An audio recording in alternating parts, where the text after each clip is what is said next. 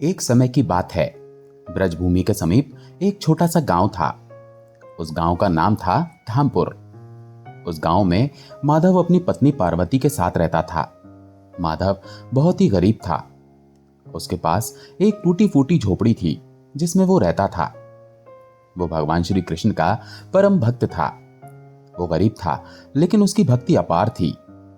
माधव जिस घर में रहता था उस घर की ना तो छत पक्की थी, ना ही उसके पास सोने के लिए चारपाई थी और ना ही पेट भरने के लिए ढंग का भोजन। फिर भी माधव के मन में ठाकुर जी के लिए असीम प्रेम था। माधव सुबह जल्दी उठता, अपने कामों से जल्दी से निपटता, नहाता और फिर तुलसी जी को जल चढ़ाता। फिर नंगे पांव मंदिर की ओर दौड़ पड़ता।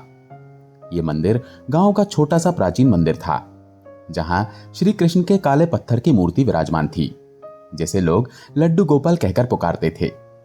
अब माधव हर सुबह मंदिर में जाता, वहां की साफ सफाई करता और फिर ठाकुर जी को फूल लाकर उन्हें सजाता। जब वो मंदिर का काम निपटाकर पूजा करके अपने घर वापस लौटता, तब तक सूरज सिर पर आ जाता। गोपाल की पत्नी पार्वती बहुत ही सुंदर थी, पर मन से बहुत ही अशांत रहती थी। जब उसका विवाह माधव से हुआ था, तब वो भी माधव के भजन सुनती थी, पर गरीबी ने उसके चेहरे पर चिंता की लकीरें भर दी थीं। हर दिन के संघर्ष ने पार्वती को चिड़चिड़ा बना दिया था। उसके 3 छोटे छोटे बच्चे थे, लेकिन घर में अनाज एक मुट्ठी तक नहीं, और ऊपर से पति सुबह से ही ठाकुर जी के मंदिर में जाकर घंटों लगाता। यह सब पार्वती से सहन नहीं होता था। वो कहती, तुम्हारा ठाकुर क्या देगा? भूख तो हमें लगती है, बच्चों के पेट में भी दर्द होता है। वहां ऊपर बैठे बैठे वो तुम्हें देखकर हंसते होंगे। ये शब्द पार्वती के रोज की भाषा बन चुके थे, जिसे माधव चुपचाप सुनता रहता। वो जानता था कि पत्नी का गुस्सा उसके ठाकुर जी पर नहीं, जीवन की कटुता पर है। गांव के लोग भी धीरे धीरे फुसफुसाने लगे, अरे देखो उस पागल माधव को, घर में बाल बच्चे भूखे बैठे हैं और ये मंदिर में फूल चढ़ा रहा है। इसकी घरवाली तो कहती है कि अब भीख मांगने की नौबत आ गई है। इन तानों से माधव कभी विचलित नहीं हुआ। उसका विश्वास अडिग था, उसकी श्रद्धा सच्ची थी। वो सोचता, मेरे ठाकुर जी मुझे कभी नहीं भूलेंगे। वो देर कर सकते हैं, अंधेर नहीं कर सकते। पर उसकी पत्नी के मन में अब एक तूफान पल रहा था। एक दिन सुबह कुछ ऐसा हुआ जिसने कहानी को नया मोड़ दे दिया। पार्वती को बच्चों के लिए रोटी सेकनी थी, पर अन्न की थैली एकदम खाली थी। माधव मंदिर जा चुका था। दोपहर को उनका 3 साल का सबसे छोटा बेटा भूख से रोते रोते बेहोश हो गया। अब पार्वती दौड़ी दौड़ी गांव के सेठ जी के घर मदद मांगने गई, पर वहां से उसे सिर्फ अपमान मिला और उसका मन द्रवित हो गया कि सेठ जी ने मदद तो कोई नहीं की, 4 बातें और सुना दी। बेचारी पार्वती अपमान का घूंट पीकर रह गई। उसकी आंखों से आंसू बह निकले, लेकिन उसके होठों पर क्रोध था। अब पार्वती घर वापस आई। वो दरवाजा खोलकर सीधा मंदिर की ओर भागी। माधव उस समय मंदिर के भीतर फर्श धो रहा था। तभी पार्वती मंदिर के अंदर घुसी और गुस्से से कांपते हुए सीधा ठाकुर जी के सामने जाकर खड़ी हो गई और बोली, तू क्या है रे? पत्थर की मूर्ति, बुद्ध बना खड़ा है। मेरे पति को बहका लिया तूने। वो रोज भूखा मरता है और तू फूलों से लिपटा बैठा है। मेरे बच्चों के पेट में आग लगी है और तू ये मोरपंख सजवाता है। पूरा मंदिर सन्नाटे में डूब गया। माधव एकदम से स्तब्ध रह गया। पत्नी का ये रूप उसने पहले कभी नहीं देखा था। अब मंदिर के पुजारी धीरे से बोले, बहू, ठाकुर जी को ऐसे शब्द बोलकर ठीक नहीं किया तुमने। तभी पार्वती पलट कर बोली, ठाकुर जी? ये ठाकुर नहीं, ये ढोंगी है। मेरे पति की भक्ति को इसने मजाक बना दिया है। अब देखूंगी ये क्या करेगा। कहते कहते वो मंदिर के फर्श पर गिर पड़ी और फूट फूट कर रोने लगी। माधव दौड़ कर आया। उसने अपनी पत्नी को उठाया और कहा, पार्वती बस कर, ये वही ठाकुर जी हैं जो सब सहते हैं। तू जो चाहे कहे, पर ये तेरे भी हैं। ठीक उसी पल मंदिर के दीपक अपने आप बुझ गए। घंटियां अपने आप बजने लगीं। लड्डू गोपाल की मूर्ति से एक बूंद आंसू की टपकी। सभी भक्तों ने देखा, ठाकुर जी रो पड़े। अब पुजारी का चेहरा पीला पड़ गया। उन्होंने माधव से कहा, माधव, ये कोई सामान्य बात नहीं है। ठाकुर जी ने तेरी बात सुन ली है बहू। अब या तो तू नष्ट होगी या फिर कुछ ऐसा होगा जैसा तूने कभी सोचा नहीं होगा। पार्वती की चीखों की आवाज मंदिर की हर दीवार में समा चुकी थी। वो चीख अब केवल एक स्त्री की हताशा नहीं, बल्कि उस विश्वास पर सवाल थी जो युगों से अनगिनत भक्त रखते आए थे। लड्डू गोपाल की काली मूर्ति एक टक से पार्वती को निहार रही थी। आंखों में अभी भी आंसू थे। भीड़ चुप और माधव बिल्कुल मौन खड़ा था। पार्वती का क्रोध सिसकियों में बदल चुका था, लेकिन उस दिन कुछ टूट चुका था और कुछ बनना भी शुरू हो गया था। गांव दो भागों में बंट गया। एक ओर थे वे जो पार्वती को दोष दे रहे थे और कह रहे थे, कितनी अधर्म की बात है, ये औरत भगवान को गाली दे रही है। अब कोई संकट आएगा तो ये मत कहना कि हमने बताया नहीं। दूसरी ओर वे लोग थे जो माधव की दशा देखकर सहानुभूति रखते थे। वे कह रहे थे, इतना सहता है बेचारा, फिर भी भगवान नाराज हैं। शायद भगवान सच में ही पत्थर हो गए हैं। एक छोटा सा गांव, लेकिन भावनाएं विशाल बवंडर बन चुकी थी। उस रात पार्वती घर में चुपचाप बैठी रही। माधव ने रोटी का एक टुकड़ा लाकर रखा, लेकिन पार्वती ने कुछ नहीं खाया। माधव बोला, पार्वती तुम मुझसे नाराज है ना? पार्वती बोली, नहीं, मैं आपसे नाराज नहीं हूं, मैं खुद से नाराज हूं। उसने बड़े धीमे से कहा, मैं हर रोज तुमसे शिकायत करती रही, और अब मैंने जो कहा है क्या वो सब सुन रहे थे?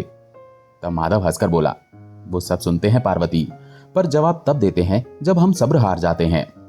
आज तूने जो कहा वो तेरी पीड़ा थी, लेकिन अब देख उसका उत्तर अवश्य आएगा। उस रात जब पार्वती सोई तो उसे एक सपना आया। वो एक सुनहरे मैदान में खड़ी थी। सामने श्री कृष्ण खड़े थे, पीले वस्त्रों में, बांसुरी हाथ में, सिर पर मोर पंख, लेकिन उनकी आंखों में उदासी थी। तब श्री कृष्ण पार्वती से बोले, तूने मुझे दुत्कारा? पार्वती कांपती हुई बोली, मैंने ये सब गुस्से में कहा था प्रभु, मैं मूर्ख हूं। श्री कृष्ण मुस्कुराए और बोले, नहीं, बस तेरे शब्दों ने मेरी मूरत तक को हिला दिया, पर तेरे आंसू सच्चे थे। अब मैं अपना उत्तर दूंगा। सुबह जैसे ही पार्वती उठी, बाहर से पड़ोसन चिल्लाई, अरे ओ पार्वती, जरा बाहर तो निकल, देख कौन आया है। पार्वती बाहर आई, देखा तो उनके आंगन में एक बैलगाड़ी खड़ी थी। गाड़ी में गेहूं की बोरियां, चावल, दाल और गुड़ के पैकेट रखे थे। गाड़ी हाँकने वाला बोला, सेठ हरिदास ने भिजवाया है, कहा है कि माधव की भक्ति से प्रसन्न होकर भेज रहे हैं। पर गांव का हर व्यक्ति जानता था, सेठ हरिदास ने तो एक दिन पहले ही पार्वती को इनकार कर दिया था। माधव मंद मंद मुस्कुराया और बोला, पार्वती तूने जो कहा उसने ठाकुर जी को जगा दिया। उस दिन शाम को जब माधव मंदिर पहुंचा तो मूर्ति के सामने बैठा ही था कि मंदिर में विचित्र घटना घटी। अचानक से हवा चलने लगी, फूल अपने आप चढ़ने लगे, घंटियां बिना छुए बजने लगीं और ठाकुर जी की मूर्ति से ध्वनि निकली, माधव तूने जो सहा अब उसका फल तुझे मिलेगा, और पार्वती की लज्जा मेरी कृपा से भक्ति में बदलेगी। पुजारी जी गिर पड़े और सोचने लगे, मैंने तो जीवन में पहली बार ठाकुर जी को स्वयं बोलते हुए सुना है। गांव में अफवाह फैल गई कि ठाकुर जी मंदिर में बोले हैं। अब ये बात पूरे गांव में फैल गई। कोई कहता कि यह अंधविश्वास है, कोई कहता ये चमत्कार है।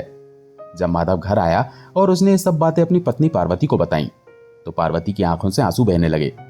उसने कहा, मैंने उन्हें दुत्कारा और अब भी वे मुझे दया की दृष्टि से देख रहे हैं। माधव ने कहा, हाँ, क्योंकि ठाकुर जी दंड नहीं देते पार्वती, वो शिक्षा देते हैं, प्रेम की। अब वही लोग जो पार्वती को पापिन कह रहे थे कि देखो इसने मंदिर में भगवान जी का अपमान किया है, अब वही कह रहे थे ये भगवान को जगा लाई है। शायद वही कारण बनी इस चमत्कार की। भगवान को भी किसी ने रोने पर मजबूर कर दिया। गांव के मंदिर में अब भीड़ लगने लगी। लोग अपने दुख लेकर आते और कहते, जिस मंदिर में भगवान स्वयं रोए हों वहां हमारी सुनवाई क्यों ना होगी। पार्वती ने अब मंदिर आना शुरू कर दिया, पर सिर झुकाकर मौन रहकर। पार्वती ने फिर से ठाकुर जी के चरणों में गिरकर माफी मांगी, लेकिन माधव ने एक अजीब निर्णय लिया कि अब मैं मुंह से कुछ नहीं कहूंगा। माधव बोला, जब तक ठाकुर जी स्वयं मुझे ना बुला लें, मैं केवल सेवा करूंगा, बिना बोले। पार्वती ने पूछा, पर क्यों? तब माधव मुस्कुराया, क्योंकि अब शब्दों की जरूरत नहीं है, अब समय है कि प्रेम स्वयं बोले। और तब शुरू हुआ माधव का मौन व्रत। वो मंदिर में जाता, बिना बोले घंटी बजाता, फूल चढ़ाता, सफाई करता। उसकी आंखों में अब प्रश्न नहीं थे, केवल और केवल समर्पण था, श्रद्धा थी, भक्ति थी। अब पार्वती का जीवन भी पलट रहा था। जो स्त्री कभी भगवान को कोसती थी, अब रोज ठाकुर जी के सामने बैठकर गीता का पाठ करती। वो कहती, हे ठाकुर जी, मैंने तो आपको पत्थर समझा था, पर अब मैं समझ गई हूं, आप मौन में ही सबसे बड़ा संवाद करते हो। वो आंसू बहाती और मंदिर की सफाई करती। गांव की महिलाएं दबी जुबान में बातें करती। एक ने कहा, ये वही पार्वती है ना जिसने ठाकुर जी को तुत्कारा था? दूसरी कहती, हाँ, पर अब वही सबसे पहले मंदिर पहुंचती है और सबसे बाद में घर जाती है। एक रात की बात है, मंदिर में माधव सेवा कर रहा था। सेवा करते करते वो मंदिर में सो गया। आधी रात के बाद किसी ने धीरे से उसकी आंखों पर हाथ रखा। माधव, एक धीमी मधुर आवाज उसे सुनाई दी। माधव ने अपना नाम पुकारे जाने और कोमल स्पर्श को पाकर आंखें खोली। सामने एक सुंदर युवा ब्राह्मण खड़ा था, नीले वस्त्रों में मुस्कुराता हुआ। माधव बोला, कौन? वो बोला, मैं एक मुसाफिर हूं, भूखा हूं, कुछ मिलेगा क्या? माधव ने चूल्हे पर रखा बचा हुआ भोग लाकर उस ब्राह्मण को दे दिया।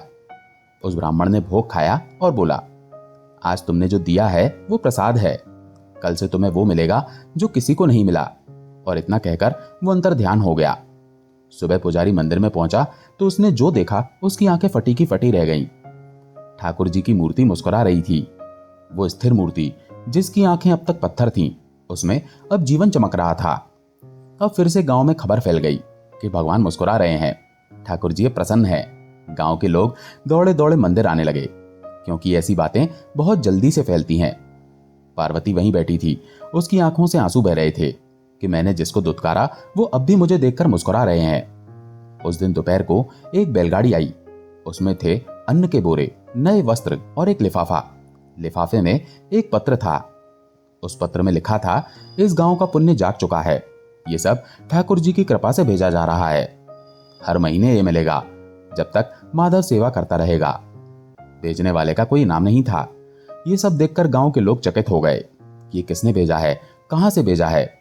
इसका मतलब ये सब ठाकुर जी ही कर रहे हैं। शाम को आरती के समय अचानक मंदिर में एक तेज प्रकाश हुआ।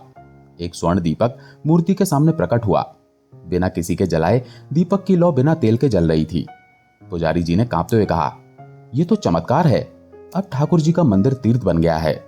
दूर दूर से लोग आने लगे और सब पूछते कि चमत्कार कैसे हुआ। तब गांव वाले जवाब देते, हमारे गांव की एक औरत के क्रोध और एक भक्त के मौन ने भगवान जी को जगा दिया।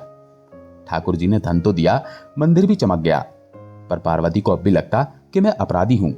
उसने एक दिन अकेले में कहा, हे ठाकुर जी, मुझे कोई संकेत दो। जब आप मुझे स्वीकार कर लें तब मानूंगी कि आपने मुझे माफ कर दिया। और अगले ही दिन जब पार्वती मंदिर आई तो मूर्ति के चरणों में से एक फूल गिरा, ठीक उसके सिर पर। पुजारी चिल्लाए, ये ठाकुर जी की स्वीकृति है। ये देखकर पार्वती फूट फूट कर रो पड़ी।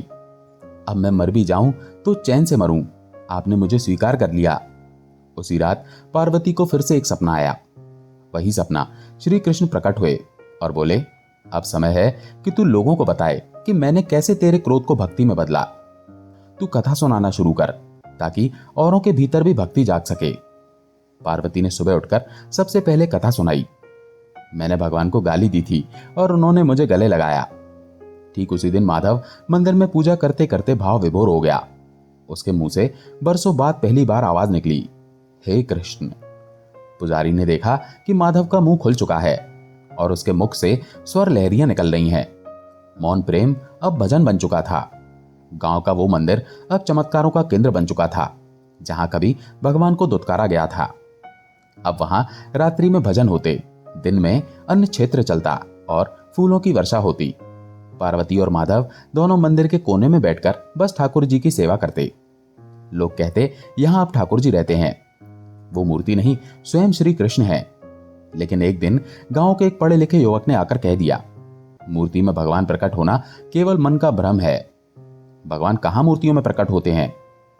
अब उसने मूर्ति को देखते हुए कहा, अगर भगवान है तो खुद बोलें। यह सुनकर पूरे मंदिर में सन्नाटा छा गया। पार्वती भी ये सुनकर कांप गई।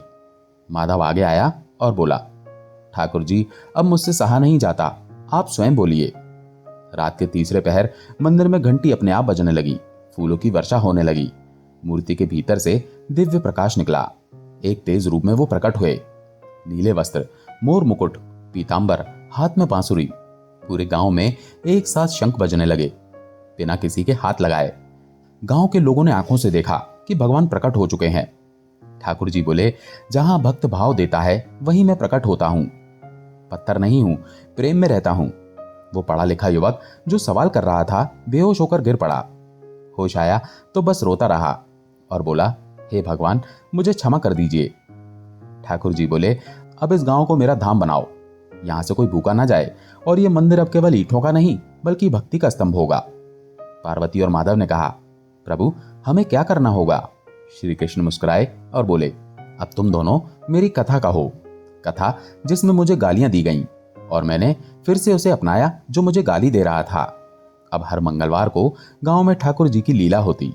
पार्वती मंच पर बैठकर कहती, मैं ही वो स्त्री हूं जिसने भगवान को तुच्छ कहा, जिसने भगवान को गाली दी, जिसने भगवान को दुत्कारा और उन्होंने मुझे अपना लिया। लोग रोते, नाचते और कहते, ये कथा नहीं दर्शन है। संत महात्मा दूर दराज से आने लगे। वेदांतियों ने कहा, ऐसा प्रेम कहीं नहीं देखा। ठाकुर जी स्वयं भक्तों के पीछे भाग रहे हैं। एक दिन पार्वती को फिर से सपना आया। ठाकुर जी बोले, अब समय आ गया है, तुमने जो किया उसका फल अब मिलेगा। अगली सुबह पार्वती ने गांव वालों को बुलाया और कहा, ठाकुर जी ने मुझे बुलाया है, अब मेरी सेवा पूरी हुई। लोग बोले, पार्वती तुम्हारे बिना यह मंदिर अधूरा होगा। पार्वती मुस्कुराई और बोली, मैं अधूरी थी, ठाकुर जी ने मुझे पूर्ण किया। अब मैं उनके लोग जा रही हूं जहां केवल प्रेम और सच्ची भावना है। उस रात जब मंदिर में आरती हो रही थी तो पार्वती वहीं ठाकुर जी के चरणों में सो गई और वैकुंठ को चली गई। मंदिर के चारों ओर उस रात एक दिव्य गंध फैल गई। पार्वती के जाने के बाद माधव ने कहा, अब मैं बोलूंगा तब तक जब तक मेरी सांस चलेगी। उसने मंदिर के सामने बैठकर पहला भजन गाया। मुझे वो मिला जिसे लोग केवल शास्त्रों में खोजते हैं। मैंने प्रेम किया और प्रेमी भगवान बन गया। लोग रोते हुए उसके भजन सुनते। उसके स्वर में ठाकुर जी की बांसुरी की झलक थी। एक दिन श्री कृष्ण ने एक बालक के माध्यम से संदेश भेजा, अब मैं अपनी लीला पूर्ण कर रहा हूं। पर जिसने इस कथा को सुना है वो साक्षी है कि मैं केवल वेदों में नहीं, एक गाली देने वाली स्त्री के हृदय में भी रहता हूं। जो इस कथा को मन से सुनेगा, समझेगा, बांटेगा, वो भी मेरे धाम का अधिकारी होगा। तो दोस्तों, भगवान श्री कृष्ण ने एक गाली देने वाली को दर्शन दिए और उसे अपने धाम में ले गए। दोस्तों, आशा है ये कहानी आपको पसंद आई होगी। अगर पसंद आई हो तो वीडियो को लाइक करके कमेंट में जय श्री कृष्णा जरूर लिखें। चैनल पर अगर पहली बार आए हैं तो चैनल को सब्सक्राइब जरूर करें। जय श्री कृष्णा।